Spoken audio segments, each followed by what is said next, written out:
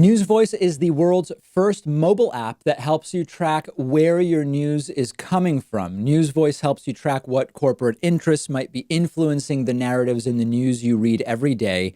Arm yourself against corporate media monopolies by downloading the News Voice app for free using the link right underneath this video. Joe Biden's wife, Jill Biden, potentially the future first lady of the United States, depending on what happens in November, is pretty clever. And she's also quite astute when it comes to dealing with media. Now, certainly she's had media training. I'm guessing it has been ramped up given that Joe Biden is the nominee. But she seems to have a bit of a natural ability for this. I'm going to play a clip for you today of Jill Biden completely shutting down CNN's Jake Tapper, who tries to bring up the issue of Joe Biden's gaffe. And Jill Biden does something that is really, it's a clinic on how to be interviewed. She says, gaffes. Trump is president. What are you talking about, Joe Biden's gaffe? So I'm going to play the clip for you. Then we'll discuss it. I'm resisting my instinct to first tell you all of the interesting things about this clip. I'm not going to do that. Let's watch it first, and then we will talk about it. Your husband has been known to make the occasional gaffe.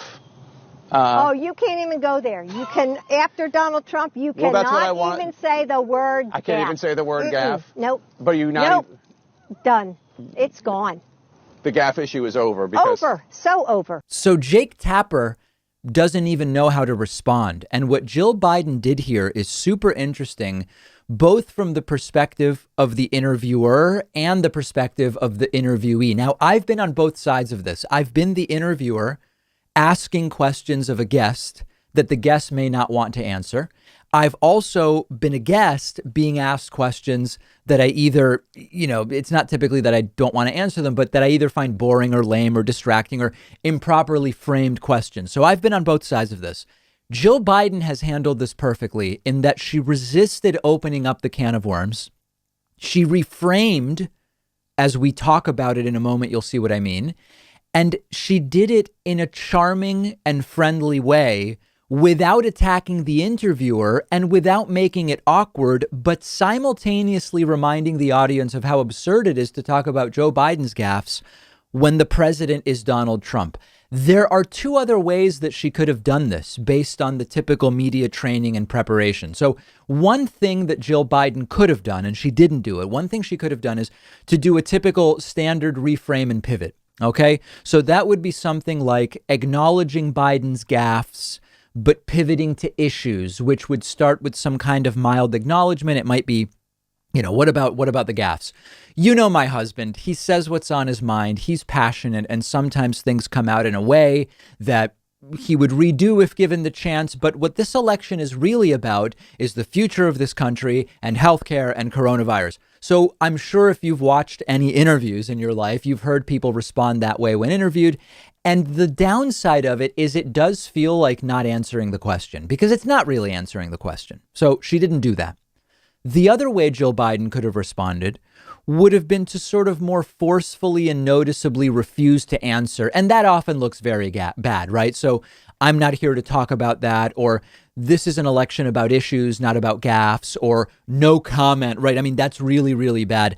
That's not good. And she didn't do that. But what Jill Biden does, and we're going to watch it a second time now, armed with the knowledge of how to interpret this.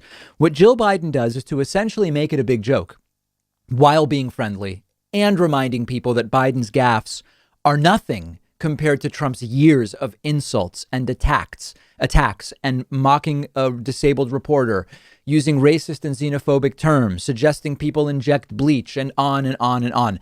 And the way you know that this was effective is that Jake Tapper, he's just out of ideas. He retreats to just repeating what she says. Jake Tapper says, "Oh, the issue is over. Let's look at it one more time." your husband has been known to make the occasional gaffe. You can't even go there. You can, after Donald Trump, you Well, that's what I cannot want. even say the word I can't gaffe. even say the word gaffe. Nope. But you not Nope. Done. It's gone. the gaffe issue is over because Over. So over. So this might not seem that notable if you don't look at it more deeply, but that is actually a very skilled and tactful way to handle this question and this issue. And by the way, it's not just optics. Jill Biden is right.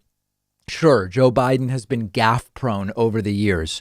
Donald Trump gaffes every week of this presidency as much as Joe Biden has in the last decade. And she was able to make that point without insulting Jake Tapper, without attacking the question or the network. It's also, quite frankly, a bit of a lazy question. Let's now look at it from the interviewer's point of view. If Jake Tapper wants to prevent Jill Biden from being able to do this, he has to come up with something more specific. Your husband once said X, and that was deeply offensive to Y. Why do you think he hasn't apologized? Is he unwilling to admit that that was a mistake? You have to frame the question more powerfully, because if Jake Tapper does that, Jill Biden can't get out of it as easily and as smoothly as she did. So this is partially that Jill Biden handled the question really well and wasn't going to put up with this absurd idea that the Biden gaffes are the problem when you look at the last 4 years of Trump. But also Jake Tapper brought it up in sort of a lazy way, and it allowed her to do this. But her identifying it quickly and diffusing it in a friendly and cordial way was what was astute, really a clinic on how to handle interviews. Let me know what you think. Let me know what you're expecting for tonight's debate, which we will be live for starting at 8:30 p.m. Eastern time on YouTube, Twitch, and Facebook. I'm on Twitter at @DPakman. I look forward to hearing from you.